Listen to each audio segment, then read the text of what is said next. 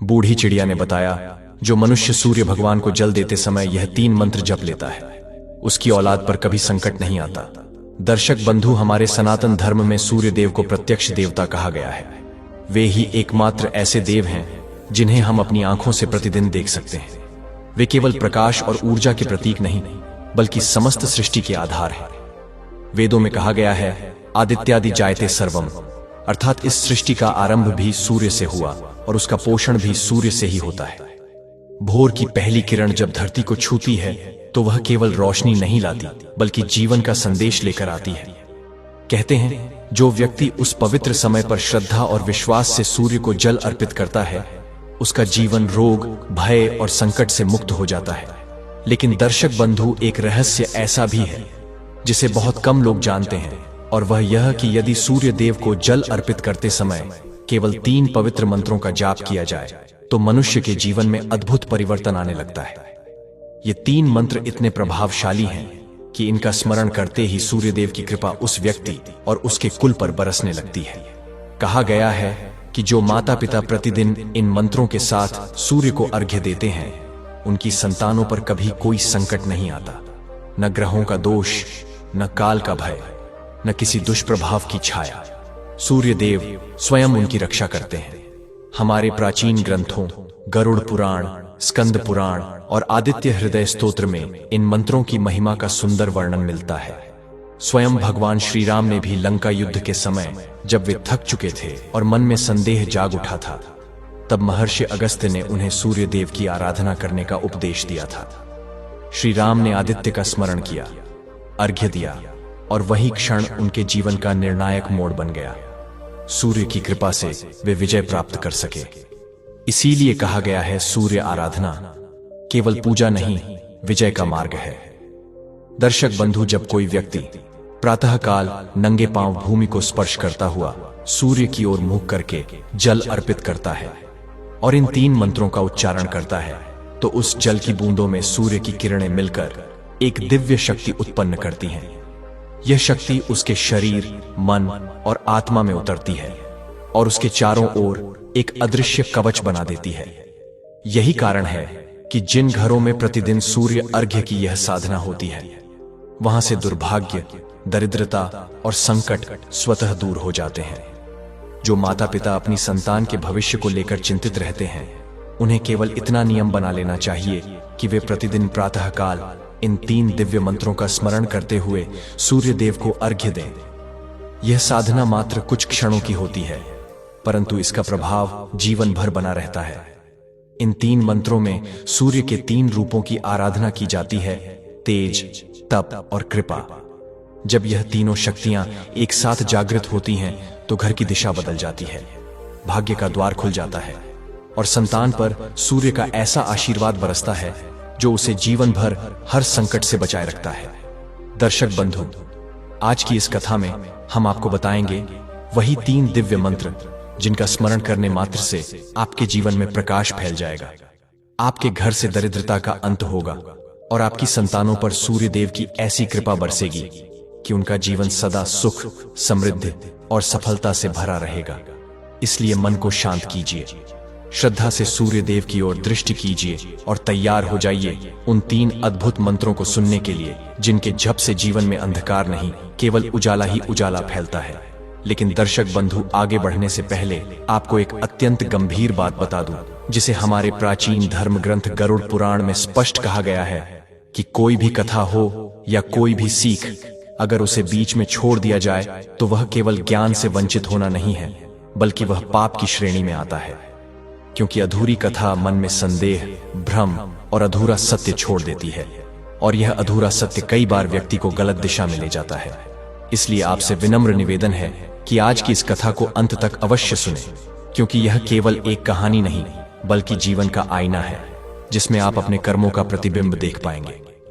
हो सकता है इस कथा का कोई एक शब्द, कोई एक प्रसंग आपके जीवन की दिशा बदल दे, आपको पाप से बचा ले और आपको उस अंधकार से निकाल दे जिसमें अनजाने में आप भी फंस सकते हैं।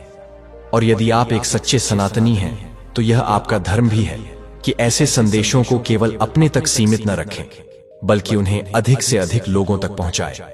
इसलिए इस वीडियो को लाइक करें अपने मित्रों और परिवार के साथ साझा करें और हमारे चैनल को सब्सक्राइब करना न भूलें, ताकि धर्म, सत्य और जीवन की गूढ़ शिक्षाएं आपको निरंतर मिलती रहे। तो चलिए श्रद्धा और विश्वास के साथ इस कथा की शुरुआत करते हैं। पंडित श्रीधर नाम में भले पंडित पर जीवन में धर्म और भक्ति से दूर ही रहते थे। पूजा पाठ से उनका कोई लगाव नहीं था। वे कहते था, भगवान तो एक ही है लक्ष्मी, और लक्ष्मी तो चंचल होती है, इसलिए मैं उसकी भी पूजा नहीं करता। उसे तो मैं अपने घर में बांध कर रखता हूं। पंडित जी का घर बहुत बड़ा था। धन दौलत की कोई कमी नहीं थी। गांव में कई बाग बगीचे, खेत, मकान, जानवर, नौकर, सब कुछ था। पर उनका काम था लोगों को उधार में पैसा देना और फिर गरीबों के घर, जमीन और इज्जत तक को गिरवी रख लेना। वह पैसे का ब्याज ऐसा लेते कि गरीब आदमी जिंदगी भर चुका ना पाए, और अगर कोई बेचारा देर कर दे तो पंडित जी के पास 2-4 गुंडे हमेशा तैयार रहते, जो जाकर उसे धमकाते। घर में एक मुनीम भी था, पर असली हिसाब किताब पंडित जी खुद ही देखते थे। धन बहुत था, पर परिवार में कोई संतान नहीं थी, न बेटा न बेटी। लेकिन इस बात का भी पंडित जी को दुख न था।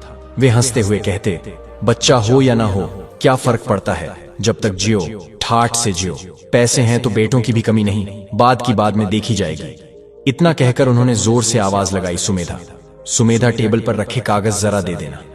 सुमेधा बाहर आई। उम्र लगभग 32 से 23 साल। स्वभाव से बहुत सीधी, शांत, सुंदर और संस्कारी। सुमेधा का मन धर्म में लगता था। वह रोज पूजा पाठ, दान पुण्य करती, गरीबों की मदद करती। सुमेधा अपने पति के इन कर्मों के कारण अक्सर दुखी रहती। वह उन्हें समझाती, ऐसा क्यों करते हैं आप? गरीबों से पैसा, जमीन, घर सब क्यों छीन लेते हैं? धन तो हाथ का मैल है, जब खाने वाला ही नहीं तो इतना जमा करने का क्या अर्थ? पंडित जी यह सब सुनकर नाराज तो होते, पर सीधे कुछ कहते नहीं थे। बस हंसकर बोलते, भगवान कुछ नहीं होता। असली भगवान पैसा है। तू इतनी पूजा करती है, फिर भी तुझे बच्चा नहीं मिला। अगर तेरा भगवान है तो तुझे एक संतान क्यों नहीं दी उसने? सुमेधा हल्के से मुस्कुराई, आंखों में गहरी शांति, और बोली, पंडित जी, भगवान कुछ गलत नहीं करते। मैं जितना पुण्य करती हूं उससे कहीं अधिक आप पाप कर देते हैं। मैं पूजा इसलिए नहीं करती कि मुझे बच्चा मिले, मैं पूजा इसलिए करती हूं कि आपके पाप कम हो जाए। जब तक आप अपने गलत काम छोड़ेंगे नहीं, तब तक मेरी कोख भी नहीं फलेगी, क्योंकि भगवान पापियों के घर जन्म नहीं देते। यह कहकर सुमेधा धीरे से चुप हो गई। आंखों से एक आंसू गिरा, पर चेहरे पर फिर भी भक्ति और विश्वास की रोशनी थी। पंडित जी हल्की हंसी हंसकर बोले, लो, फिर तुम मुझे पाप पुण्य सिखाने लगी। इन बातों का मुझ पर कोई असर नहीं होने वाला, सुमेधा। सुमेधा ने शांत आवाज में कहा, ठीक है, रहने दीजिए। आप क्या जाने पुत्र का प्रेम क्या होता है। मैं तो अपने बेटे को सिर्फ एक बार देखने के लिए, उसे अपनी गोद में लेने के लिए अपने प्राण भी त्यागने को तैयार हूं, और एक आप हैं कि पाप का त्याग तक नहीं कर सकते। सुमेधा की आंखों में हल्की नमी आ गई। वह धीरे से बोली, देख लीजिए, हमारे विवाह को 12 वर्ष हो गए। मेरे बाद जिनका विवाह हुआ वे भी अब 2-2 बच्चों की मां बन गई, और मेरे साथ की औरतों के बच्चे तो अब बड़े भी हो रहे हैं। आप क्या जाने कैसा लगता है जब कोई मुझे बांझ कह देता है। यह कहकर सुमेधा की आवाज हल्की कांप गई। पंडित जी को यह बात सहन नहीं हुई। वे क्रोध में बोले, इसने कहा, नाम बता, अभी उसकी जबान खिंचवा दूं। सुमेधा ने सिर झुकाते हुए धीरे से कहा, रहने दीजिए, कोई झूठ तो कहता नहीं। हाँ, मैं बांझ हूं, पर मेरे दिल की आवाज, मेरी आत्मा, मेरा ईश्वर कहता है, एक दिन मैं मां जरूर बनूंगी। यही मेरा विश्वास है। इतना कहकर सुमेधा ने पूजा के फूल उठाए और मंदिर की ओर चली गई। अगली सुबह के लगभग 10 बज रहे थे। सुमेधा ने अभी अभी आरती पूरी की थी, तभी बाहर से एक गहरी दिव्य आवाज सुनाई दी, अलख निरंजन, अलख निरंजन। सुमेधा ने दरवाजे की ओर देखा। सामने एक दिव्य स्वरूप खड़े थे। गेरुए वस्त्र, लंबी जटा, बड़ी सफेद दाढ़ी, एक हाथ में त्रिशूल, दूसरे में डमरू और कमंडल। फिर वही आवाज आई, अलख निरंजन। सुमेधा के चेहरे पर तुरंत भक्ति की चमक आ गई। वह जल्दी से आगे बढ़ी और हाथ जोड़कर बोली, आइए बाबा, घर में प्रवेश कीजिए। साधु ने शांत स्वर में कहा, नहीं माई, मैं तो बस भिक्षा लेने आया हूं। सुमेधा बोली, नहीं बाबा, ऐसा कैसे हो सकता है कि कोई साधु मेरे घर आए और मैं उसे भूखा ही विदा कर दूं? पहले आप भोजन करेंगे, फिर मैं भिक्षा दूंगी। साधु मुस्कुराए और बोले, ठीक है माई, तू कहती है तो बैठ जाता हूं। साधु आसन पर बैठे। सुमेधा ने स्वयं अपने हाथों से भोजन परोसा। गर्म रोटियां, सब्जियां, फल, मिठाई, सारा भोजन प्रेम और भक्ति से भरा हुआ। भोजन के बाद सुमेधा ने उन्हें जल दिया और दक्षिणा में कुछ अनाज और पैसे भी भेंट किए। साधु ने संतोष से कहा, माई, आज मन तृप्त हो गया। ऐसा लगा जैसे मां स्वयं अपने बच्चे को खिला रही हो। यह सुनकर सुमेधा की आंखें भर आईं। उसका हृदय मां बनने की पीड़ा से भरा था। सुमेधा ने धीमे स्वर में कहा, बस बाबा, यही दुख है। ईश्वर ने सब दिया, धन, घर, सम्मान पर भोगने के लिए संतान नहीं दी। साधु ने उसकी ओर गहरी दृष्टि से देखा, फिर बोले, माई जरा अपना हाथ तो दिखा। सुमेधा ने अपना हाथ आगे किया। साधु ने कुछ क्षण उसकी हथेली की रेखाएं देखी और फिर मुस्कुराकर बोले, कौन कहता है कि तू संतानहीन है? तुझे तो एक दो नहीं, पूरे 5 संतानें होंगी, और वे भी बेटे। सुमेधा आश्चर्य से कांपते स्वर में बोली, क्या सच में बाबा? साधु बाबा ने मुस्कुराकर कहा, हां रे माई, तू पूरे 5 पुत्रों की मां बनेगी।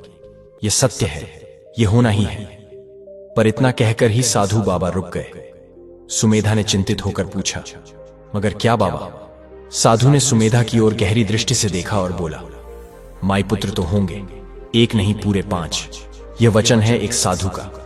पर दुख की बात यह है कि जिन बच्चों को तू जन्म देगी, उन्हीं बच्चों को उनके अपने पिता के हाथों कष्ट मिलेगा। सुमेधा का शरीर मानो ठिठक गया। शब्द उसके गले में ही रुक गए। आंखों में भय और दुख दोनों उतर आए। साधु बाबा ने उसकी यह पीड़ा समझ ली। वह शांत स्वर में बोले, खैर माए, दुख की बात को यहीं छोड़। तू एक काम करा, अपने घर में एक यज्ञ करवा। यदि प्रभु की इच्छा हुई तो एक ही वर्ष में तेरे गर्भ में जीवन का फूल खिल उठेगा। सुमेधा के चेहरे पर थोड़ी सी मुस्कान लौट आई, पर मन में अभी भी प्रश्न थे। साधु बाबा उठे, सुमेधा की भिक्षा ली और आगे बढ़ गए। उस दिन से ही घर में चहल पहल शुरू हो गई। मेहमान बुला लिए गए। रसोई में भंडारे की तैयारी होने लगी। किशोरी आटा, चीनी, सब्जियां गिनवा रहा था। डमरू पंडित जी को बुलाने दौड़ गया। आंगन में लकड़ियां, हवन सामग्री सब इकट्ठा हो रही थी। सुमेधा पूजा की साड़ी पहनकर बाहर आई और बोली, अजी तैयार हो जाइए, डमरू आपको लाने गया है। पाप करने में तो आप हमेशा आगे रहते हैं, पर धर्म और पुण्य के काम में जाने क्यों पीछे हो जाते हैं? आज घर में यज्ञ था। यह पूरा आयोजन सुमेधा ने ही करवाया था। शुरू में पंडित जी तैयार नहीं थे। कहते सुमेधा यह सब फालतू खर्च है, पर सुमेधा के प्रेम और जिद के आगे उनकी ना चली। आखिर यज्ञ का खर्च भी देना पड़ा और स्वयं भी बैठना पड़ा। पंडित जी धोती कुर्ता पहनकर आए। सुमेधा ने साड़ी संभाली और उन्हें अपने पास बैठने का इशारा किया। यज्ञ शुरू हुआ। हवन हुआ। सभी गांव वाले आए। भंडारा लगा। हर किसी ने पेट भरकर प्रसाद खाया। लोग सुमेधा की बहुत प्रशंसा कर रहे थे। वहीं कुछ लोग कहते, सुने गए, एक घर में पाप भी है और पुण्य भी, ना जाने कैसे दोनों साथ रहते हैं। पर जैसा कहा गया है, धर्म, दान और सच्चा भाव कभी व्यर्थ नहीं जाता। यज्ञ हुए अभी 4 ही महीने बीते थे कि एक दिन खबर फैली, सुमेधा गर्भवती है। यह सुनकर पंडित जी का मन खिल उठा। सुमेधा की खुशी का तो कोई ठिकाना ही नहीं था। वह अपने मन में ही अपने बच्चे का चेहरा सोच सोच कर मुस्कुराती रहती। उसके हृदय में मां बनने की भक्ति और प्रेम की लहरें उमड़ रही थीं। सुमेधा मां बनने वाली थी। उसके मन में अनगिनत सपने थे, पर अचानक ही उसकी मुस्कान चिंता में बदल गई। उसे साधु बाबा की कही बात याद आ गई। उसकी सारी खुशी जैसे उसके गले में ही अटक गई। आंखों में जो आंसू खुशी के थे, अब वही आंसू दुख की नमी लेकर गिरने लगे। फिर भी समय अपनी गति से चलता रहा। 9 महीने पूरे हो गए। आखिर वह दिन आ गया जब बच्चे का जन्म होना था। सुबह से सुमेधा पीड़ा में थी। पंडित जी उसे तुरंत अस्पताल ले गए। डॉक्टरों ने देखभाल शुरू की। कुछ समय बाद एक नर्स तेज कदमों से मुस्कुराती हुई बाहर आई। पंडित जी उत्सुकता से खड़े थे। नर्स ने कहा, पंडित जी, आपको पुत्र हुआ है? यह सुनते ही पंडित जी के चेहरे पर खुशी की लहर दौड़ गई। आंखों में चमक आ गई, पर नर्स थोड़ी देर के लिए रुक गई। फिर धीमे स्वर में बोली, पंडित जी, लेकिन। पंडित जी घबरा गए। लेकिन क्या? बोलो, क्या बात है? नर्स ने सिर झुकाकर कहा, आपका पुत्र जन्म से ही दोनों आंखों से नहीं देख सकता। वह अंधा है और वह कभी भी नहीं देख पाएगा। यह कहकर नर्स शांत होकर अंदर चली गई। सुमेधा अब भी बेहोश थी। जो खुशी पंडित जी के मन में थी वह पल भर में दुख में बदल गई। लेकिन पुत्र मोह उनके भीतर अभी भी था। वे मन ही मन सोचने लगे, अगर मेरा बच्चा जीवन भर अंधकार में रहेगा, लोग उसका मजाक उड़ाएंगे, उसे ठुकराएंगे और उसकी सरलता का लाभ उठाकर उसे धोखा देंगे। उनका मन बेचैन हो गया, उन्हें भय ने घेर लिया और फिर वह कठोर विचार जो मनुष्य को मनुष्य नहीं रहने देता, उनके मन में उठ खड़ा हुआ। उनके भीतर का दुष्ट विचार कहने लगा, अभी भी देर नहीं हुई, अभी सब रोका जा सकता है। पंडित जी सुमेधा के कमरे में गए। सुमेधा बेहोश थी। पास में छोटा सा मासूम शांत सा बच्चा सोया हुआ था। उस छोटे से जीवन को देखकर एक क्षण को पंडित जी का मन पिघला, पर उसी क्षण अहंकार और अज्ञान ने उनकी बुद्धि को ढांक लिया। उन्होंने एक कठोर पापपूर्ण निर्णय ले लिया। उन्होंने उस मासूम जीवन को माता की गोद से छीन लिया, फिर उसे सुमेधा के पास ही रख दिया, मानो वह जन्म से ही न आया हो। कुछ समय बाद सुमेधा को होश आया। सुमेधा ने अपने बच्चे को देखा और उसकी सांसें रुकी हुई पाईं। उसने पंडित जी से पूछा, मेरे बच्चे को क्या हुआ? पंडित जी ने शांत चेहरा बनाकर कहा, उम्मा, बच्चा मरा हुआ ही पैदा हुआ था। सुमेधा की दुनिया टूट गई। पहले उसे विश्वास नहीं हुआ, पर फिर अपनी ही किस्मत पर पत्थर रखकर उसने उस नन्हे शरीर को अपनी छाती से लगा लिया। वह रोती रही, बिलखत रही, अपने भाग्य को कोसती रही। वह उस बच्चे को बार बार अपनी बाहों में झुलाती, उसे पुकारती, उसे दूध पिलाने की कोशिश करती, मानो मां का हृदय उसे स्वीकार ही नहीं कर पा रहा था कि उसका बच्चा अब बोल नहीं सकेगा। उसकी पीड़ा, उसका मातृत्व, उसका संसार, सब कुछ उसी क्षण टूट गया। मगर मरा हुआ बच्चा भला दूध कैसे पीता? सुमेधा तो अपनी ममता में उसे जगाने की कोशिश करती रही। कभी उसे सीने से लगाती, कभी उसे हिलाकर पुकारती। पंडित जी बहुत समझाते रहे, सांत्वना देते रहे, फिर धीरे धीरे सुमेधा को लेकर घर लौटे। अब सुमेधा का मन तो पूरा उसी बच्चे में अटका हुआ था। न खाना, न पीना, न नहाना, न कपड़े बदलना, बस अपने कमरे में चुपचाप पड़ी रहती। ऐसा लगता था जैसे उसके जीवन का सारा मोह, सारी आशा सब शांत हो गए हों। वह केवल अपने खोए हुए बेटे के गम में खोई रहती। सुमेधा की यह दशा देखकर पंडित जी के मन में भी दर्द उठने लगा, पर पछतावा फिर भी नहीं था। वे मन ही मन यही सोचते, दुख भरी लंबी जिंदगी से बेहतर है सुख का छोटा पल। फिर भी सुमेधा को इस तरह टूटते हुए देखकर उनके मन में उदासी घर करने लगी।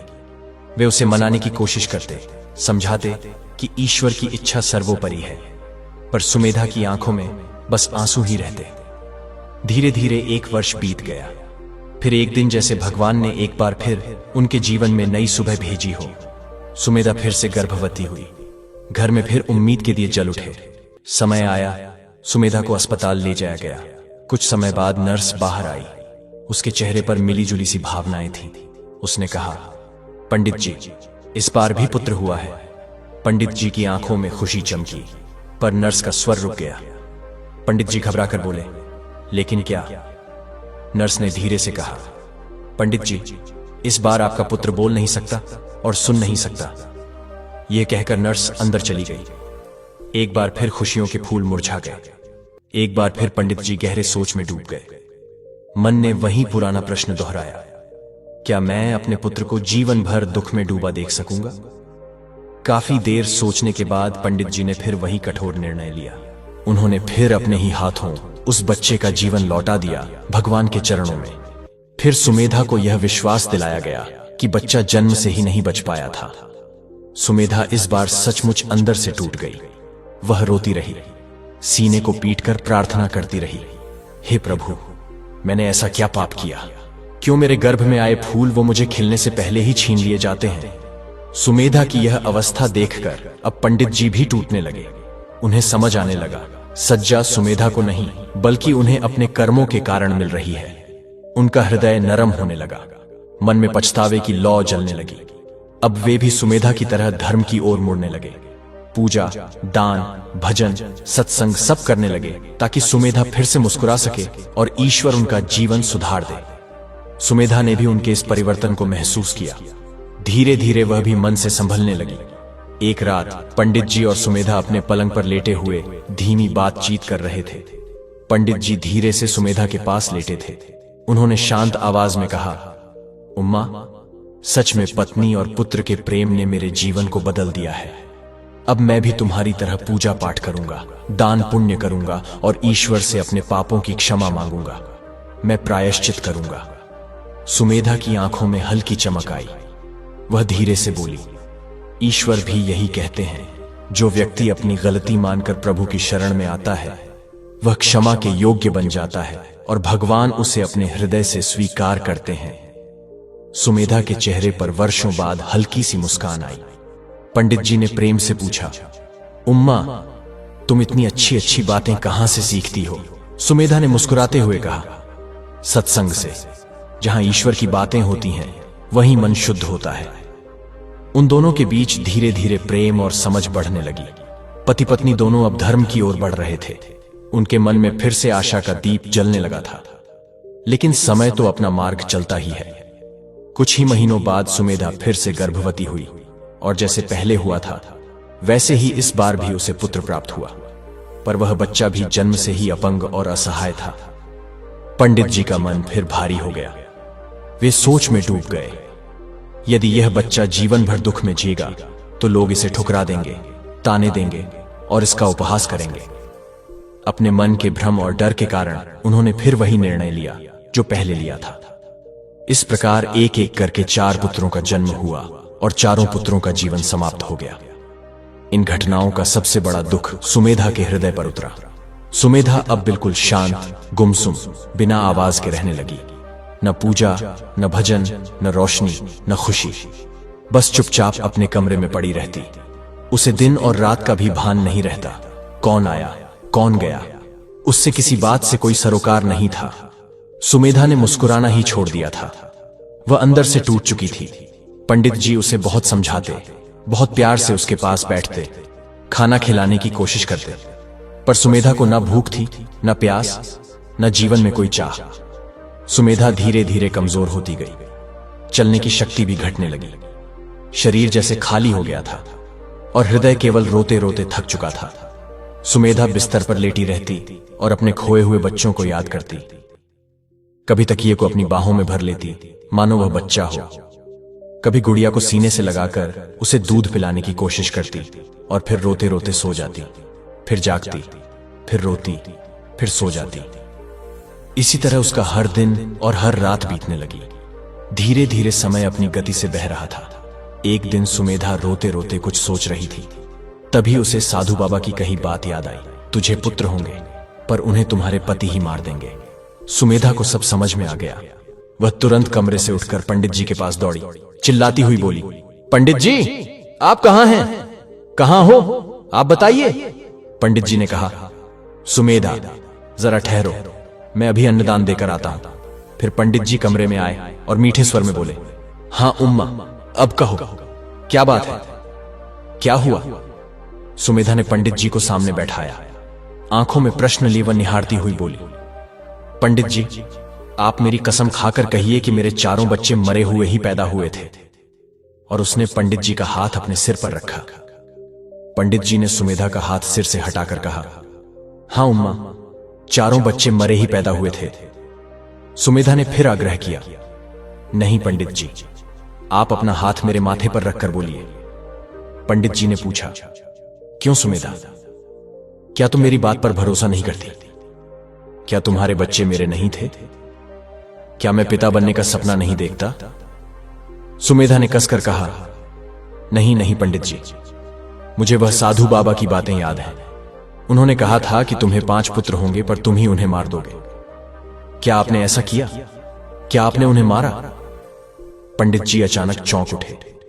उनके होठों पर आंसू आ गए। वे रुके नहीं। रोते हुए उन्होंने सब कुछ सुमेधा को बताना शुरू किया। दुख, मजबूरी और वे कारण जो उनके अंदर थे, सब उन्होंने सुमेधा से साझा कर दी। सुमेधा रोते हुए पंडित जी से बोली, तुम पिता कैसे हो? बच्चों का गला दबाते समय तुम्हें दया नहीं आई? तुमने मेरा क्या ख्याल नहीं रखा? पापी हो तुम, पापी ही रहोगे पंडित जी। हे प्रभु, इससे तो अच्छा होता कि तुम मुझे उठा लेते। सुमेधा रो रोकर पागलों जैसी हरकतें करने लगी। पंडित जी उसे रोककर समझाने लगे, अपनी मजबूरियां बताने लगे, अपना दर्द बताने लगे।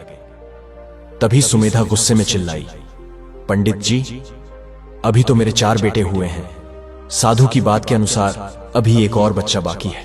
मैं आपसे आज वचन चाहती हूँ, चाहे मेरा बेटा अंधा हो, बहरा हो, लंगड़ा हो या कुछ भी हो, आप उसे नहीं मारोगे। मुझे यह वचन दीजिए। मेरे सिर पर हाथ रखकर कहिए, चाहे मेरी औलाद कैसी भी हो, आप उसे नहीं मारोगे। सुमेधा रोती रही और यही बात कहती रही। अब पंडित जी भी पुत्र मोह से बंध चुके थे। उनके भीतर का पिता जाग चुका था। वे सुमेधा की यह टूटती हुई हालत और नहीं देख पा रहे थे। उन्होंने सुमेधा के सिर पर हाथ रखा और शांत स्वर में कहा, सुमेधा, इस बार पुत्र चाहे कैसा भी हो, अच्छा हो या कमजोर, चलने में कठिनाई हो या बोलने में, मैं उसे स्वीकार करूंगा। यह मेरा वचन है। और यह कहते ही पंडित जी ने सुमेधा को अपनी बाहों में भर लिया। पर सुमेधा का हृदय अभी भी दर्द से भरा था। वह पंडित जी को अपने से दूर करती हुई बोली, आप इस कमरे से बाहर जाइए, मुझे अकेला रहने दीजिए। पंडित जी का मन दुख से भर गया। चुपचाप भारी मन से वे कमरे से बाहर चले गए। सुमेधा अब पूरी तरह टूट चुकी थी।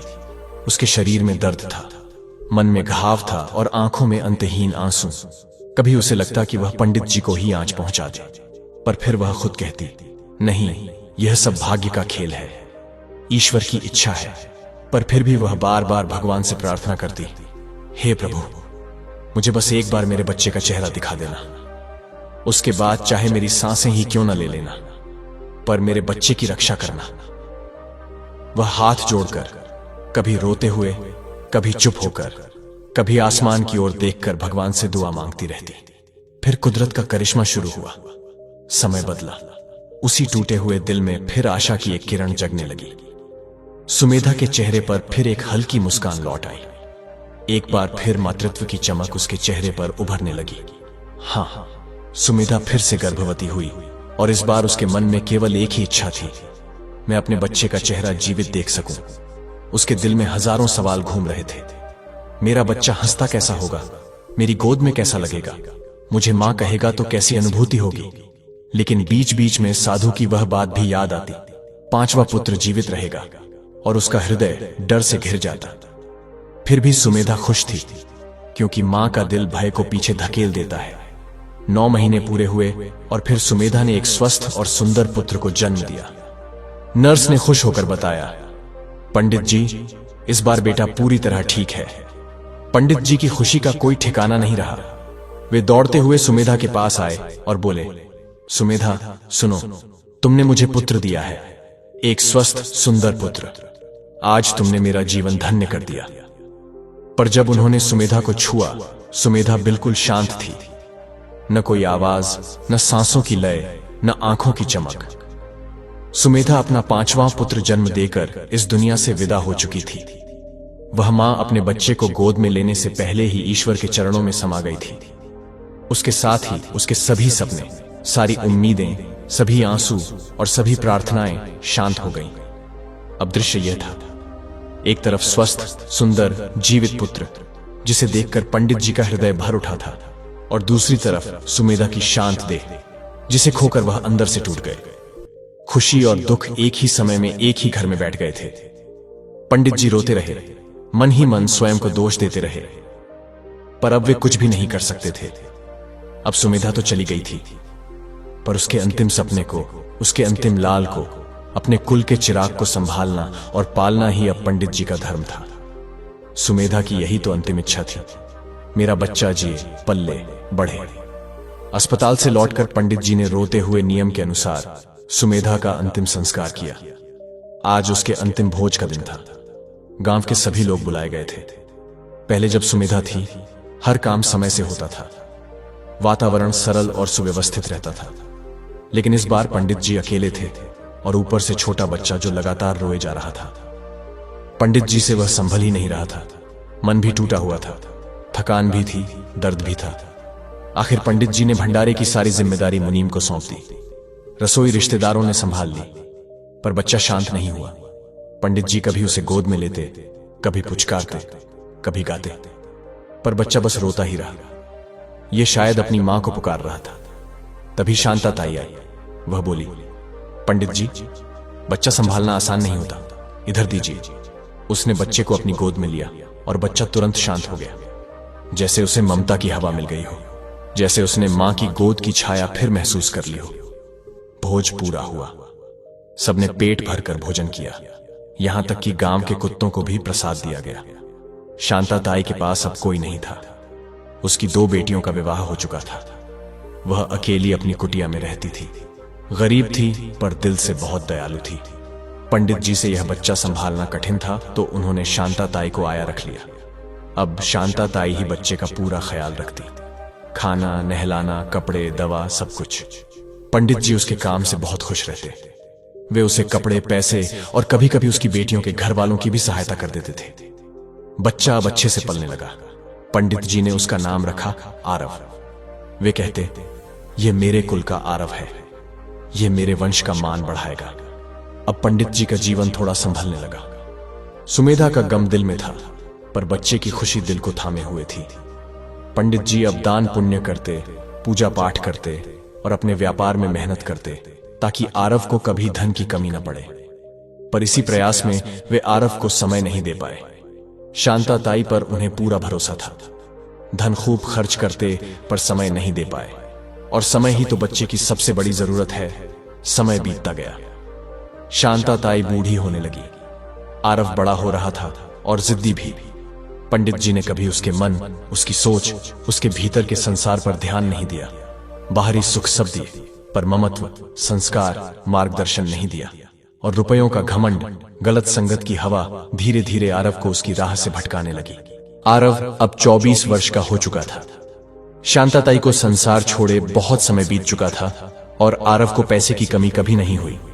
जितना वह बड़ा होता गया, उतना ही उसकी खर्च और मांग भी बढ़ती गई। पंडित जी उसकी हर इच्छा पूरी कर देते। मुनीम जी समझाते, पंडित जी बच्चे को पैसा तो दीजिए, पर उसे पैसे की कीमत भी समझने दीजिए। लेकिन पंडित जी मुस्कुराकर कहते, मुनीम जी, वह बड़े घर का बेटा है, बड़ा आदमी है, उसका खर्च भी बड़ा ही होगा। और यह सब धन दौलत किसकी है? इसी की तो है। मेरे जाने के बाद सब इसे ही मिलेगा। मुनीम जी मन में सोचते, आज नहीं तो कल पंडित जी को इसका पछतावा होगा। पर वे चुप रह जाते। धीरे धीरे आरव बहुत जिद्दी, गुस्सैल और घमंडी स्वभाव का हो गया। उसके आसपास भी वैसे ही लोग इकट्ठा हो गए, जो उसकी प्रशंसा करते, उसे बहकाते और उसके धन का लाभ उठाते। वे उसे गलत रास्ते पर ले जाते, और आरव उन्हें मित्र समझने लगा। एक दिन गांव में बड़ा मेला लगा, और मेले में बंगाल की प्रसिद्ध चंद्रकला नौटंकी वाली आई थी। उसकी सुंदरता, उसका नृत्य और उसकी आवाज दूर दूर तक प्रसिद्ध थी। जहां भी वह जाती, लोग उसके दीवाने हो जाते। गांव में यह खबर फैलते ही हर नौजवान, हर बूढ़े के मन में हलचल होने लगी। इसी समय दोपहर को 2 बजे आरव अपने दोस्तों के साथ शराब खाने में बैठा था। वे सभी शराब पी रहे थे और बातें कर रहे थे। आरव ने पूछा, हाँ भोलाराम, उस नौटंकी वाली के बारे में क्या कह रहा था? भोलाराम ने हंसते हुए कहा, मालिक, वह तो ऐसी है कि अगर वह पत्थर के सामने भी नाच जाए तो पत्थर में भी जान आ जाए। आरव को हैरानी हुई। उसने कहा, सच में? भोलाराम बोला, हाँ मालिक, लोग उसकी बोली लगाते हैं। दूर दूर के गांवों से लोग सिर्फ उसे देखने आते हैं। आरव ने कहा, तो फिर चलो आज ही देखते हैं। दोस्त बोले, हाँ मालिक, चलिए। आरव ने शराब का बिल दिया, गाड़ी निकाली और चारों को बैठाकर नौटंकी की ओर चल दिया। नौटंकी का माहौल बिल्कुल अलग था। हल्की हल्की रोशनी, ढोल नगाड़े धीरे धीरे बज रहे थे। महफिल सजी हुई थी। सब लोग बस चंद्रकला की एक झलक देखने को बेचैन। आरव और उसके साथी प्रवेश करते ही बैठे लोग उसकी चापलूसी करने लगे। उसे आगे की जगह दी गई। आरव अकड़ कर बैठ गया। दोस्त उसके चारों ओर पहरेदारों की तरह बैठ गए।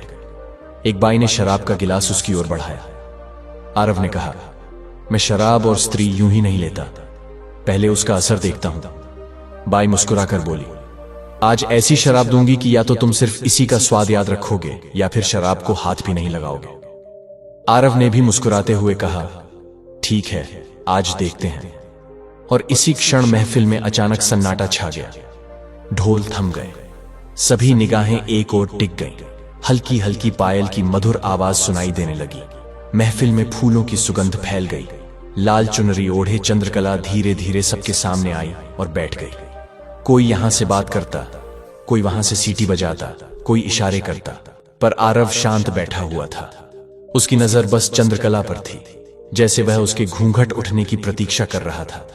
अचानक चंद्रकला ने अपना घूंघट उठा लिया, मानो बादलों को हवा ने हटाया हो और चांद अपनी रोशनी बिखेरे। उसके बालों में बेला के फूलों का गजरा, आंखों में काजल की नमी, चेहरा गोरा चमकीला। उम्र बस 20 से 21 साल और आवाज इतनी मीठी कि जिसे सुनकर दिल में खामोश धड़कन भी सुनाई देने लगी। आरव मंत्रमुग्ध होकर उसे देखता रहा। आरव के पास ही एक और व्यक्ति बैठा था, ठाकुर रणविजय सिंह, जो चंद्रकला का पुराना दीवाना था।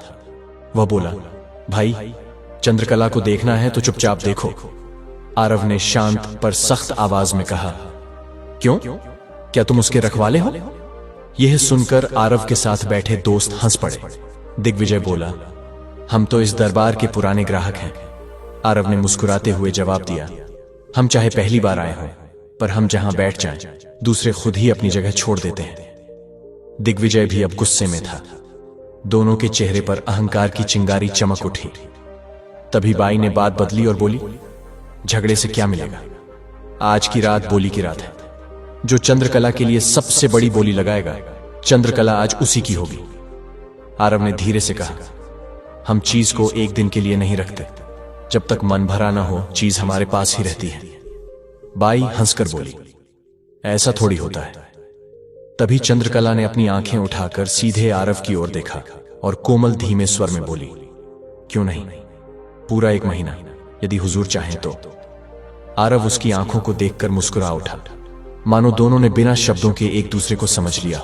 दिग्विजय की आवाज भारी हो उठी, बाई, नए लोगों के आने से पुराने को मत भूला करो। बाई बोली, अरे ठाकुर साहब, आज भी हक आपका है, पर आज तो बोली का दिन है। जो सबसे ज्यादा दे, चंद्रकला उसी की होगी।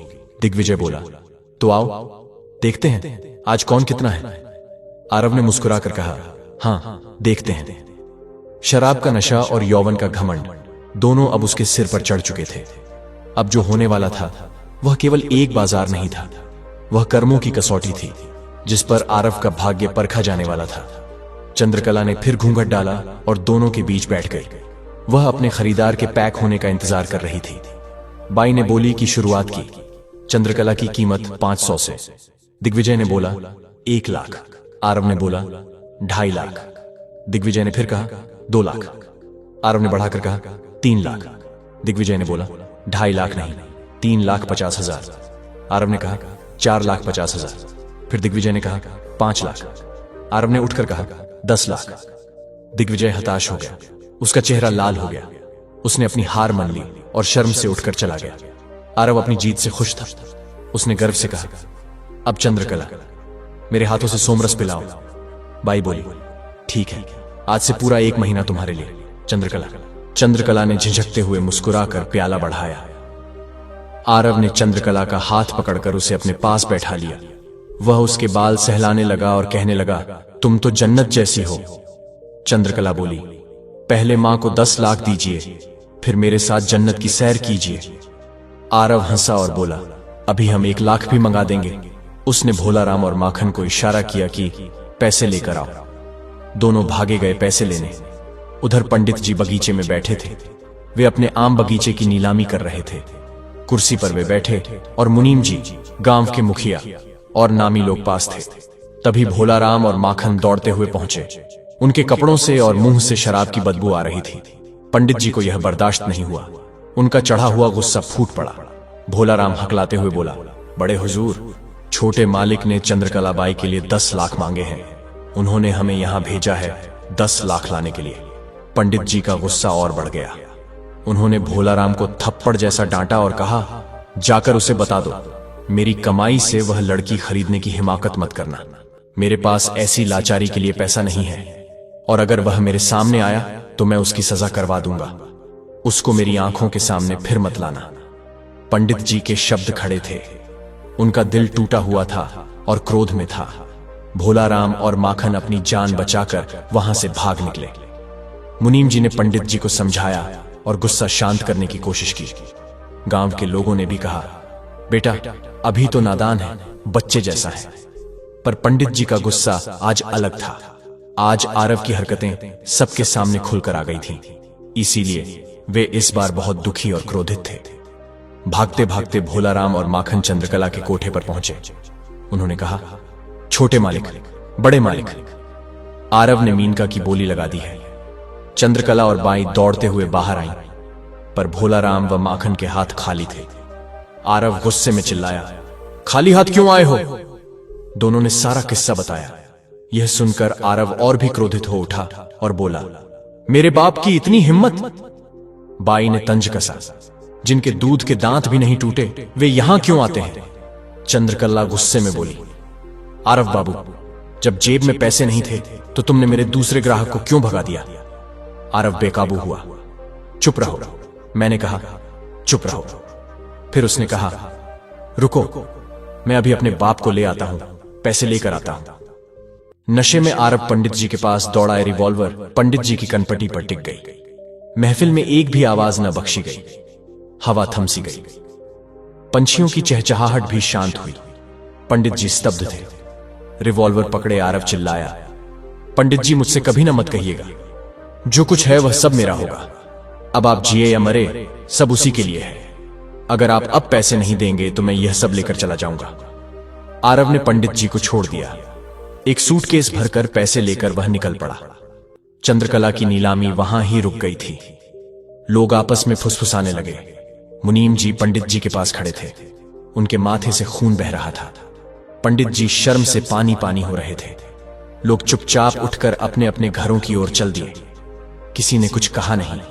सबके मन में गहरे भाव उभरे थे, दुख, ताकत और शर्म के मिले जुले भाव। मुनीम जी ने पंडित जी को संभाला और घर वापस लाए। पंडित जी बहुत थके और दुखी थे। उनकी प्यास थी। मुनीम जी ने एक गिलास ठंडा पानी दिया और धीरे से समझाने लगे, हुजूर, मैंने पहले ही कहा था आंख बंद करके हर मांग पूरी मत कीजिए। पैसे की हर बात पर हामी भर देने से बचिए। देखो आज क्या हुआ। पैसे और गलत संगत ने तुम्हारे बेटे को बिगाड़ दिया। आज उसने ऐसा किया जो कोई पुत्र अपने पिता के साथ नहीं कर सकता। अब उसके मन में यह बैठ गया है कि यह सब धन उसी का है। चाहे आप जिए या मर जाए, और अगर वह ऐसे ही पागलपन में इसे खर्च करेगा तो तुम्हारी मेहनत की कमाई बर्बाद हो जाएगी। तुम्हारे खानदान की मर्यादा, संस्कार और नाम तक मिट्टी में मिल सकता है। मुनीम जी ने निवेदन किया, शराब के नशे में समझ कम होती है। वह जो हर रोज साथ रहता है वही उसे और बिगाड़ता है। हमें अभी सही मार्ग दिखाना होगा। पंडित जी बस चुप थे। उनके मन में गहरा अंधेरा था। आंखें नम थीं। वह कुछ बोल नहीं पा रहे थे। थोड़ी देर बाद पंडित जी ने कहा, मुनीम जी, मुझे कुछ समय के लिए अकेला छोड़ दीजिए। दरवाजा बंद कर दीजिए। मुनीम जी उठकर गए और दरवाजा बंद कर दिया। अंधेरे में पंडित जी बिस्तर पर लेट गए। वह पूरे दिन की घटना सोचते रहे। शर्म और दर्द से उनका सीना भर आया। रोते रोते वे लेटे रहे। वे सोच रहे थे, बेटा ना हो तो दुख है, बेटा हो और मर जाए तो दुख है, पर बेटा हो और नालायक बन जाए तो जीते जी जीवन भर का दुख है। वे समझते थे पुत्र, वंश और खानदान सब जुड़े हुए हैं। एक सच्चा पुत्र अपने कर्मों से अपने पूर्वजों का नाम रोशन करता है। ऐसा पुत्र वंश का आरव होता है। पर यदि पुत्र धर्म छोड़ दे और बुरे कर्म करे तो वही वंश, वही इज्जत मिट जाएगी। पंडित जी का दिल टूट रहा था। हमने क्या कमी की? मैंने क्या गलत किया कि मेरा पुत्र ऐसा हो गया? वे याद कर रहे थे, अगर हम चाहते हैं कि पुत्र राम जैसा बने तो हमें भी दशरथ जैसा बनना होगा। यदि पिता रावण बना रहे तो पुत्र राम कैसे बनेगा? अब पंडित जी को साफ दिख रहा था, उनके कर्म भी गलत थे।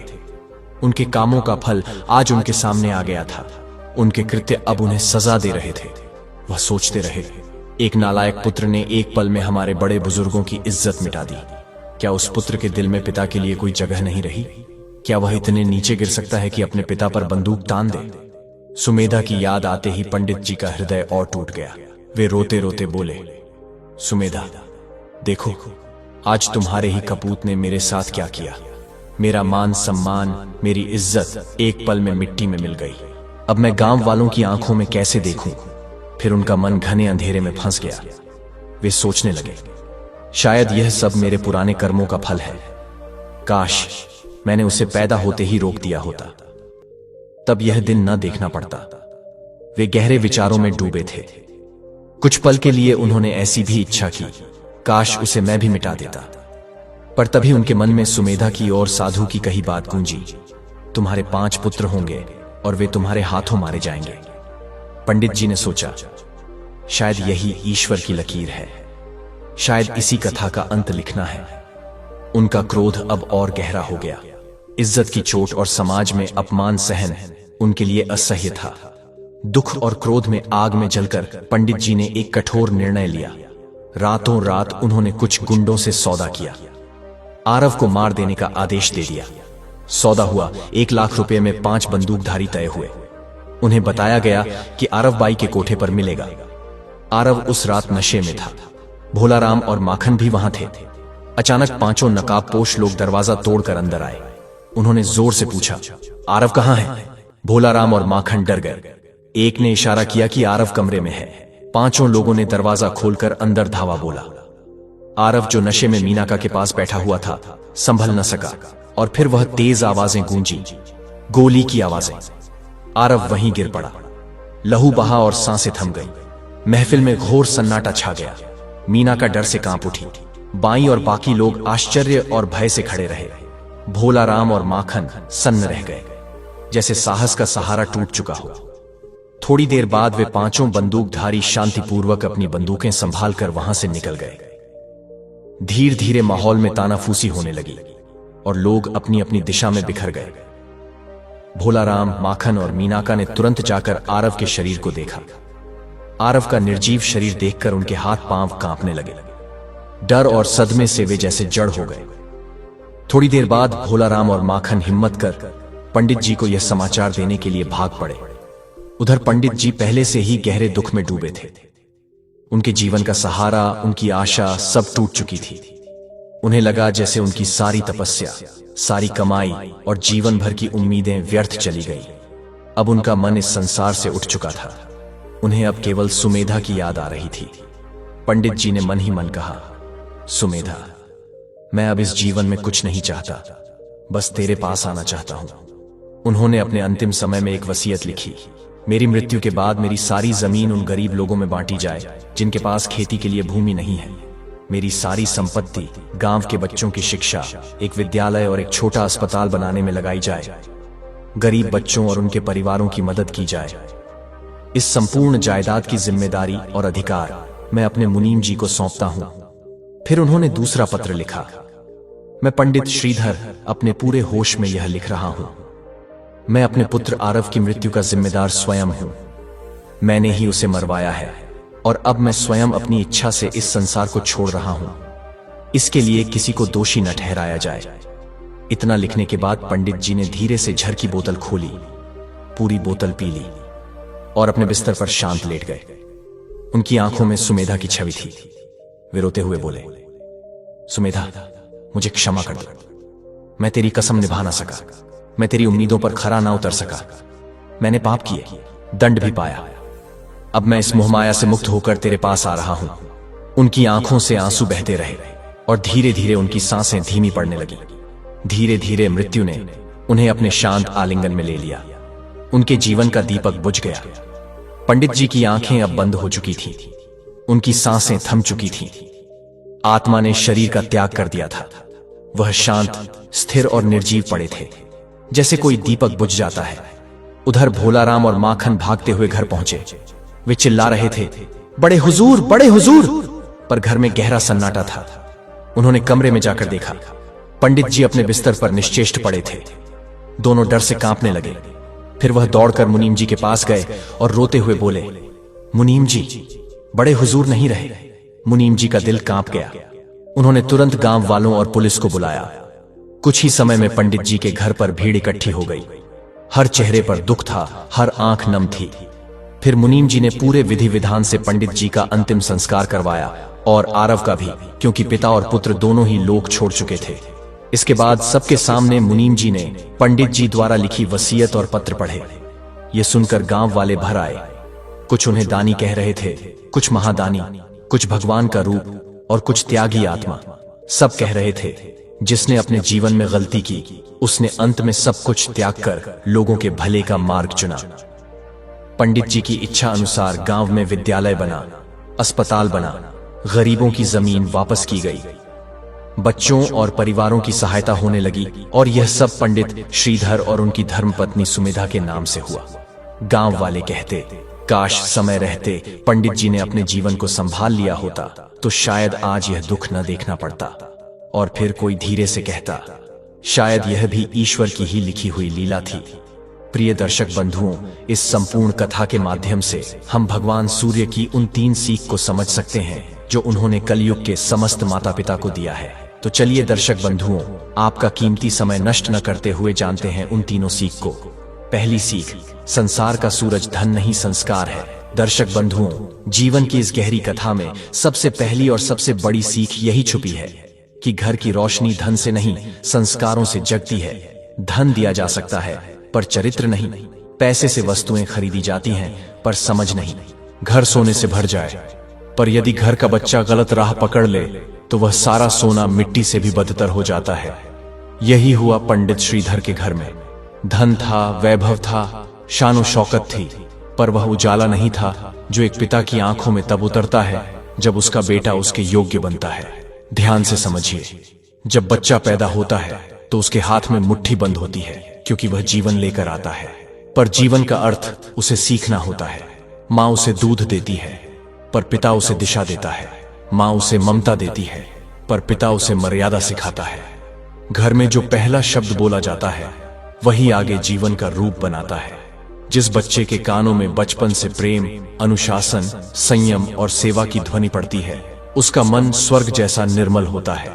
और जिस बच्चे के आसपास चापलूसी, घमंड, शराब, अहंकार और दूसरों का मजाक उड़ाने की आदतें होती हैं उसके मन का दीपक धीरे धीरे बुझने लगता है। पंडित श्रीधर ने अपने बेटे को सब कुछ दिया, घर, हवेली, खेत, नौकर, दावतें, शान शौकत। बस एक चीज नहीं दी, समय। और बच्चे को सबसे पहले, सबसे अधिक और सबसे आवश्यक यही चाहिए, माता पिता का समय। खिलौने, कपड़े, मोबाइल, पैसे, यह सब बात की चीजें हैं, पर बच्चे की आत्मा को भोजन चाहिए होता है, प्यार का, संवाद का, मार्गदर्शन का। बच्चा देखता है कि पिता किसको सम्मान देते हैं, किसके सामने झुकते हैं, किससे बात करते हैं, किससे लड़ते हैं। जिस पिता के मन में केवल पैसे का गर्व हो और कर्म में केवल स्वार्थ हो, उस पिता की छाया में पले बेटे का मन भी वैसा ही बनता है। याद रखिए, बच्चा कहने से नहीं सीखता, बच्चा देखने से सीखता है। यदि पिता झूठ बोले तो बच्चा सत्य कैसे सीख लेगा? यदि पिता दूसरों का हक छीने तो पुत्र दान कैसे सीखेगा? यदि पिता गरीब को ठोकर मारे तो पुत्र करुणा कैसे समझेगा? पंडित जी ने जीवन में यही भूल की। उन्होंने धन को ईश्वर समझ लिया, और जब पिता ही ईश्वर को भूल जाए तो पुत्र का मन राक्षस बन जाता है।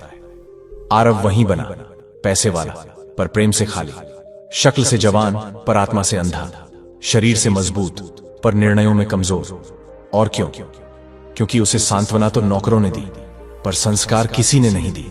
माता पिता का कर्तव्य केवल जन्म देना नहीं है, बच्चे को संस्कार देना ही सच्चा पालन है। जन्म तो जीव भी दे देते हैं, पर मनुष्य माता पिता कहलाते हैं क्योंकि वे आत्मा को आकार देते हैं। अगर आप अपने बच्चे से चाहते हैं कि वह सम्मान दे तो पहले आप उसे सम्मान देकर दिखाइए। अगर आप चाहते हैं कि बच्चा घर की इज्जत समझे तो पहले उसे घर का वातावरण मर्यादित दीजिए। अगर आप चाहते हैं कि बच्चा शराब, नशा, गलत संगति से दूर रहे तो पहले उसे प्रेम, संवाद और सही मित्रों का परिचय कराइए। बच्चा तब नहीं बिगड़ता जब वह बड़ा होता है, बच्चा बिगड़ता है तब जब उसके आसपास वह खालीपन होता है जहां पिता को होना चाहिए था, जब उसके प्रश्नों के उत्तर फोन और दोस्तों से मिलने लगते हैं, जब उसकी भावनाओं को सुना नहीं, नजरअंदाज किया जाता है, और जब उसके हर गलत काम को यह कहकर टाल दिया जाता है, अभी बच्चा है, समझ जाएगा। समझ जाएगा नहीं, समझाया जाएगा तो समझेगा, बोल दिया जाएगा तो बोलेगा, दिखाया जाएगा तो करेगा, रोशनी दी जाएगी तो चमकेगा, अंधेरा छोड़ दिया जाएगा तो बुझ जाएगा। इसलिए माता पिता होने का अर्थ है हर दिन उसके साथ 10 मिनट बैठना, बिना फोन, बिना क्रोध, बिना उपदेश, बस प्रेम से पूछना, आज तुम्हारे मन में क्या है, किससे मिले, क्या अच्छा लगा, किस बात का डर लगा। यही छोटे छोटे संवाद जीवन के बड़े संस्कार बनते हैं। बच्चे को सोना नहीं, सोने की समझ दें। बच्चे को पैसा नहीं, पैसे का मूल्य दें। बच्चे को जगमगाती दुनिया नहीं, उस रोशनी का मार्ग दें जो मन के भीतर उजाला करती है। यही है पहली सीख। घर की चमक धन से नहीं, संस्कारों की लौ से जगती है। और यह लौ तभी जलती है जब माता पिता स्वयं सूर्य बनकर अपने बच्चे के जीवन को प्रकाश देते हैं, वरना आरव तो बहुत होते हैं पर सब घर का उजाला नहीं बनते। दूसरी सीख, संतान को देह से नहीं, समय और सत्य से जन्म दो। दर्शक बंधु, मां होना केवल जन्म देना नहीं है, पिता होना केवल वंश चलाना नहीं है, संतान केवल शरीर का विस्तार नहीं, यह हृदय और आत्मा का विस्तार है। जहां माता पिता का स्पर्श, समय, स्नेह और सत्य नहीं होता, वहां बच्चे जीवित तो होते हैं पर अधूरे होते हैं। उनका शरीर बड़ा होता है पर मन बचपन में ही खो जाता है। यही इस कथा का सबसे गहरा संदेश है। सुमेधा ने 5 बार गर्भ धारण किया, 5 बार उसके भीतर जीवन ने आकार लिया, 5 बार उसने मां बनने की उस दिव्य अनुभूति को महसूस किया जो केवल स्त्री ही समझ सकती है। वह अनुभूति जो आंखों में गौरव और दिल में समर्पण भर देती है। लेकिन पंडित श्रीधर ने उसी जीवन को पाप और भय में डुबो दिया। सुमेधा ने देह से 5 पुत्रों को जन्म दिया, लेकिन पंडित श्रीधर ने अपने भय और अहंकार से उन 5 पुत्रों का जीवन समाप्त कर दिया। और यही सत्य है, संतान पैदा करना सरल है पर संतान को जन्म देना कठिन है। जब बच्चा जन्म लेता है वह केवल शरीर से जन्म लेता है, पर उसका मन जन्म लेता है माता के स्पर्श से, पिता की गोद से, घर की आवाजों से, माहौल की गर्माहट से और सबसे बढ़कर माता पिता के सत्य से। सत्य क्या है? सत्य है अपना दर्द स्वीकारना, सत्य है अपनी कमजोरी मानना, सत्य है अपने पापों को समझना, सत्य है अपने भय को शब्द देना, उसे छिपाना नहीं। पंडित जी ने सुमेधा से सत्य छिपाया, और जब सत्य छिपाया जाता है तो घर में अंधेरा फैलता है। भले घर कितना भी बड़ा हो, भले घर में रोशनी के कितने भी दिए जलते हों, हृदय के कमरे में अंधेरा उतर जाता है। बच्चे को जीवन देने का अर्थ है उसे सुरक्षित महसूस कराना, उसे यह विश्वास देना कि मेरे माँ बाप मुझे समझते हैं, मेरे माँ बाप मेरे साथ हैं, मैं अकेला नहीं हूं। जिस बच्चे के घर में पिता कठोरता से खड़ा हो और माँ चुपचाप आंसुओं में घुलती रहे, उस बच्चे के भाग्य की जमीन सूखी रह जाती है। माता पिता, समय दो, देह मत दो, सुनो, सिखाओ नहीं, गोद दो, ताने नहीं, स्नेह दो, तुलना नहीं। जब बच्चा रोता है वह केवल रो नहीं रहा होता, वह भीतर कह रहा होता है, मुझे समझो, मुझे अपनी बाहों में लो, मुझे बताओ कि मैं अकेला नहीं हूं। यदि उस समय मां अपनी ममता के साथ खड़ी हो और पिता अपनी मजबूती के साथ उसके पीछे खड़ा हो, तो वह बच्चा चाहे कितनी भी दुनिया देख ले, डगमगाएगा नहीं। आरव क्यों डगमगाया? क्योंकि उसके बचपन में पिता की बाहें नहीं थी, केवल नौकर थे, केवल सुविधाएं थी, केवल वैभव था, पर उस वैभव में मां की सुगंध नहीं थी, उस शानो शौकत में पिता का स्पर्श नहीं था। जो बच्चे केवल गोद में नहीं बल्कि आवाजों में, स्पर्श में, सुगंध में, आदतों में पाले जाते हैं, वे हर परिस्थिति में अपने आप को संभाल लेते हैं। पर जो बच्चे अकेले पलते हैं वे भरी महफिल में भी खाली रह जाते हैं। संतान को जन्म देने का असली अर्थ है उसे यह सिखाना कि जीवन केवल सुख नहीं है, जीवन संघर्ष और संयम का संगम है। उसे यह बताना कि संसार हमेशा तुम्हें दाल चावल की तरह सीधा भोजन नहीं देता, कभी कभी कड़वाहट भी देता है, और उसे भी निगलकर आगे बढ़ना ही जीवन है। उसे यह बताना कि गलतियां जीवन का हिस्सा है, पर गलती स्वीकार करना ही इंसानियत है। उसे यह बताना कि अहंकार आग है और क्षमा जल है। याद रखिए, माता का आंचल पहला विद्यालय है, पिता का कंधा पहला मंदिर है, और घर का वातावरण पहला संसार है। यदि घर में प्रेम है तो बच्चा कहीं भी जाए वह मन से साफ रहेगा। यदि घर में साहस है तो बच्चा हर लड़ाई जीत लेगा। यदि घर में सत्य है तो बच्चा धोखे की दुनिया में भी खुद को बचा लेगा। पर यदि घर में भय है, छल है, कठोरता है, तो बच्चा चाहे लाख लोगों के बीच खड़ा हो फिर भी अकेला रह जाएगा। इसलिए संतान को देह से नहीं, समय से जन्म दो, संस्कार से जन्म दो, सत्य से जन्म दो, प्रेम से जन्म दो, ममता से जन्म दो, सुनने की कला से जन्म दो, क्षमा की धारा से जन्म दो। तभी आपका पुत्र, आपका वंश, आपका नाम अंधकार में आरव नहीं प्रकाश का सूरज बन जाएगा। तीसरी सीख, प्रायश्चित्त को कल पर मत टालो, देर होने से पहले दीपक जला लो। दर्शक बंधु, जीवन में सबसे कठिन काम क्या है? गलती स्वीकार करना, और उससे भी कठिन काम है उसे सुधारना। हम अक्सर सोचते हैं अब भी समय है, बाद में कर लेंगे, कल से बदलेंगे, कल से सुधरेंगे। लेकिन यही कल सबसे बड़ा धोखा है, क्योंकि जब परिवर्तन की रोशनी देर से जागती है तब तक कई बार जीवन के दीपक बुझ चुके होते हैं। पंडित श्रीधर ने भी सोचा था मैं बाद में सुधर जाऊंगा, पर जब तक उनका हृदय पिघला सुमेधा चली गई।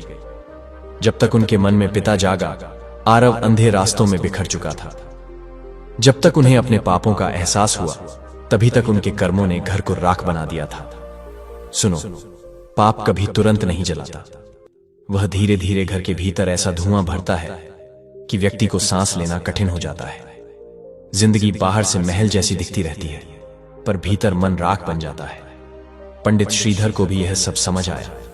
उन्होंने देखा जो धन उन्होंने जोड़कर रखा था वह धन उनके ही बेटे को डुबो चुका था। जो सत्ता उन्होंने अपने लिए बनाई थी वही सत्ता बेटे को क्रूर बना गई। जो कड़वाहट उन्होंने दुनिया को दी थी वही कड़वाहट लौटकर उनकी गोद में आ गई। जब घर का दुख आंखों में उतरता है तब समझ आता है धन का अहंकार कभी किसी को जीत नहीं देता, हार का निश्चय ही देता है। और जब सुमेधा का 5वां पुत्र आया तो उसी क्षण सुमेधा चली गई। यह वह क्षण था जब जीवन ने पंडित जी के कान में कहा अब देर हो चुकी है। बच्चा जीवित था पर मां नहीं रही, वंश बचा था पर हृदय टूट गया था, घर था पर उसमें जीवन की धुन नहीं थी। तभी पंडित जी रो पड़े। उनके जीवन का सबसे बड़ा पछतावा यही था, काश मैंने समय रहते सुधर लिया होता। बंधु, यही वह वाक्य है जो सबसे भारी है, जो आत्मा को अंदर से काट देता है। और यही इस कथा की तीसरी सीख है, प्रायश्चित्त को देर से मत करो। यदि तुम जानते हो कि तुम गलत हो तो उसी क्षण रुक जाओ, क्योंकि पाप की राह पर उठाया हर अगला कदम पहले कदम से 10 गुना विनाशक होता है।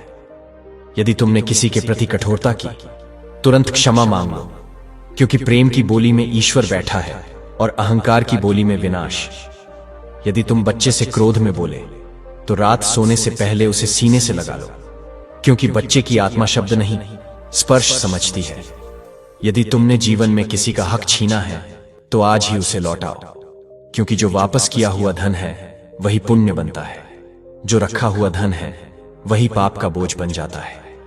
यदि तुम्हारा मन कहता है कल से बदलूंगा तो समझ लेना कि तुम्हारा मन तुम्हें धोखा दे रहा है। बदलाव हमेशा यही क्षण, यही सांस में होता है। जो अभी सुधर गया वह बच गया, जो बाद में सुधरना चाहा वह खुद खो गया। याद रखो, मृत्यु दूर नहीं होती, वह हमेशा दरवाजे के पास बैठी होती है, हमेशा देखती है कब इंसान खुद को पहचानता है। यदि समय रहते प्रायश्चित्त कर लिया जाए तो पाप भी पवित्रता में बदल जाता है। यदि देर हो जाए तो पुण्य भी राख बन सकता है। और प्रायश्चित्त का अर्थ क्या है? अपने हृदय को पिघलाना, अपनी गलती को स्वीकार करना, उस गलती को दोबारा न करने का व्रत लेना, और सबसे आवश्यक जिसे चोट पहुंची हो उसे वापस जीवन देना, सम्मान देना, प्रेम देना। प्रायश्चित्त आंसू नहीं है, प्रायश्चित्त परिवर्तन है। सुमेधा की आंखों में जो भक्ति थी वह भक्ति क्षमा में जागती थी, और क्षमा वही कर पाता है जिसने अपने भीतर सूर्य को जगा लिया हो। इसीलिए आज अभी इसी क्षण संकल्प लो, मैं अपने घर में प्रेम जगाऊंगा, मैं अपने बच्चों की आत्मा को सुनूंगा, मैं अपने माता पिता की आंखों में झुककर देखूंगा, मैं अपनी पत्नी या पति का हृदय समझने की कोशिश करूंगा, मैं किसी को भी दुखी करके नहीं जीऊंगा, और यदि कभी गलती हो गई तो मैं उसी क्षण उसे सुधार दूंगा, क्योंकि मैं जानता हूं कल शायद ना मिले। यही है तीसरी सीख। जीवन में प्रकाश वही लाता है जो समय रहते प्रायश्चित्त कर लेता है, बाकी सब अंधेरा है। दर्शक बंधु, यह कथा अभी यहीं पर खत्म नहीं होती। अभी हम यह भी जानेंगे कि जो मनुष्य सूर्य को जल देते समय यह 3 मंत्र जप लेता है उसके औलाद पर कभी संकट नहीं आता। दर्शक बंधु, सुबह का समय आसमान अभी अभी जागा है। नीले आकाश के बीच हल्की सुनहरी किरणें फैल रही हैं। चारों तरफ एक अजीब सी शांति है, बस चिड़ियों की मधुर चहचहाहट और ठंडी हवा का हल्का सा स्पर्श। ऐसे ही समय में एक मनुष्य अपने घर की छत पर खड़ा है, हाथों में तांबे का लोटा लिए हुए। उसकी आंखों में श्रद्धा है, चेहरे पर शांति, और दिल में एक ही भावना, सूर्यदेव मेरी संतान पर अपनी कृपा बनाए रखना। कहते हैं जो व्यक्ति हर सुबह श्रद्धा से सूर्य को जल देता है और 3 पवित्र मंत्रों का जप करता है, उसके घर की औलाद पर कभी कोई बड़ा संकट नहीं आता। ये 3 मंत्र सिर्फ शब्द नहीं है, ये आशीर्वाद है यह रक्षा कवच है जो हर पीढ़ी के चारों ओर एक अदृश्य दीवार की तरह खड़े रहते हैं। सूर्य देव सिर्फ प्रकाश के देव नहीं हैं, वे जीवन के देव हैं जो हमें ऊर्जा देते हैं, बुद्धि देते हैं और विपत्ति में भी स्थिर रहने की शक्ति देते हैं। जब आप सुबह की पहली किरणों में जल अर्पित करते हैं तो वह जल केवल धरती पर नहीं गिरता, वह आपकी भावनाओं का संदेश लेकर ब्रह्मांड तक पहुंचता है। धीरे धीरे वह व्यक्ति सूर्य की ओर देखता है, लौटे से जल ऊपर उठाता है और मंत्र उच्चारित करता है, ओम भास्कराय विद्महे रविकाय धीमहि तन्नो सूर्य प्रचोदयात्। उसके होठों से शब्द नहीं, प्रकाश निकलता है। इस मंत्र का अर्थ है हम उस प्रकाशमान तेजस्वी भास्कर का ध्यान करते हैं जो हमारे भीतर ज्ञान की ज्योति जलाए और हमें सही दिशा दिखाए। जैसे ही यह मंत्र गूंजता है, सूर्य की किरणें जल की धार से गुजरकर उसके चेहरे पर पड़ती हैं और वह अनुभव करता है कि जैसे भीतर का अंधकार मिटने लगा है। हर बार जब वह यह मंत्र बोलता है तो लगता है जैसे उसके बच्चे, उसके घर, उसकी वंश परंपरा पर उजाला बरस रहा हो। फिर वह दूसरा मंत्र जपता है, ओम सूर्याय नमः। सिर्फ 4 शब्द लेकिन अर्थ अपार। हे सूर्य देव, आपको मेरा प्रणाम। यह मंत्र सबसे सरल है लेकिन सबसे गहरा भी। इसमें न कोई आग्रह है, न कोई लंबी प्रार्थना, बस एक सच्चा नमस्कार। कहते हैं जब कोई मनुष्य सच्चे भाव से सूर्य को प्रणाम करता है तो सूर्य की किरणें उसके जीवन से तमस मिटा देती हैं और उसकी संतानों के चारों ओर एक सुरक्षात्मक प्रकाश मंडल बन जाता है। अब तीसरा मंत्र, यह वह बीज है जो संपूर्ण साधना को पूर्ण करता है। ओम ह्रीं सूर्याय नमः। इस मंत्र में ह्रीम शब्द ब्रह्मांड की रहस्यमय शक्ति है। यह शुद्धिकरण का, रक्षा का और आत्मबल का प्रतीक है। जब यह बीज मंत्र जपा जाता है तो सिर्फ शब्द नहीं निकलते, भीतर की ऊर्जा जगती है। हर जप के साथ ऐसा लगता है जैसे सूर्य स्वयं सुन रहा हो और आपकी संतान के चारों ओर एक अदृश्य कवच बुन रहा हो जिसे कोई नकारात्मक शक्ति भेद नहीं सकती। जब यह तीनों मंत्र पूरे भाव से बोले जाते हैं तो ऐसा महसूस होता है जैसे जीवन का हर अंधेरा, हर डर, हर संकट धीरे धीरे घुलता जा रहा हो। सूर्यदेव केवल ऊपर नहीं, भीतर भी चमकने लगते हैं। कहते हैं जो पिता, जो माता अपनी औलाद के लिए इन तीनों मंत्रों का जप करते हैं, उनके बच्चों के जीवन में कोई राह अधूरी नहीं रहती। कभी रास्ते कठिन हो, कभी किस्मत थमे, पर सूर्य की कृपा उन्हें फिर से उठने की शक्ति देती है। कल्पना कीजिए, आप रोज सुबह यह 3 मंत्र जपते हैं तो केवल आपकी संतान ही नहीं, आपका घर, आपका मन और आपकी सोच तक बदलने लगती है। सूर्य की ऊर्जा आपके दिन को स्थिर, आपके निर्णयों को स्पष्ट और आपके मन को शांत करती है। और सबसे बड़ा चमत्कार, आपके बच्चों का जीवन जैसे एक नई दिशा पकड़ लेता है। हर दिन बस 5 मिनट का समय, साफ मन, खुला आकाश और एक लोटा स्वच्छ जल, बस यही आपकी साधना है। जब आप जल अर्पित करते हैं तो मन में कहें, हे सूर्य देव, मेरे बच्चों के जीवन में सदा उजाला रहे, उनकी राहें कभी अंधेरी न हो और वे सदैव धर्म के पथ पर चलें। हर सुबह जब सूरज उगता है तो समझिए कि ब्रह्मांड आपको एक और अवसर दे रहा है, अपने घर के लिए शुभता मांगने का, अपनी संतान के लिए सुरक्षा का आशीर्वाद लेने का। तो अगली बार जब सुबह की पहली किरण आपके आंगन में उतरे, एक पल ठहरिए, हाथों में जल लीजिए, आंखें बंद कीजिए और पूरे मन से कहिए, ओम भास्कराय विद्महे रविकाय धीमहि तन्नो सूर्य प्रचोदयात्। ओम सूर्याय नमः। ओम ह्रीं सूर्याय नमः। और फिर देखिए कैसे आपकी हर सुबह रोशनी से भर जाएगी, कैसे आपकी औलाद के चेहरे पर अद्भुत चमक आ जाएगी और कैसे जीवन के सारे अंधेरे धीरे धीरे सूर्य की किरणों में विलीन हो जाएंगे।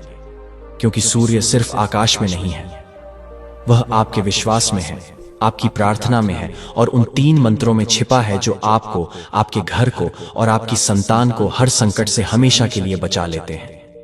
प्रिय दर्शकों, यदि इस कथा ने आपके हृदय को छुआ हो, आपके मन को भीतर तक झंकृत किया हो, तो इस संदेश को औरों तक अवश्य पहुंचाएं और साथ ही हमारे चैनल को सब्सक्राइब कीजिए। भक्ति, ज्ञान और इतिहास के ऐसे ही गूढ़ रहस्यों को जानने के लिए वीडियो को लाइक करें, अपने विचार कमेंट करें और इस पावन कथा को अपने प्रियजनों के साथ साझा करें।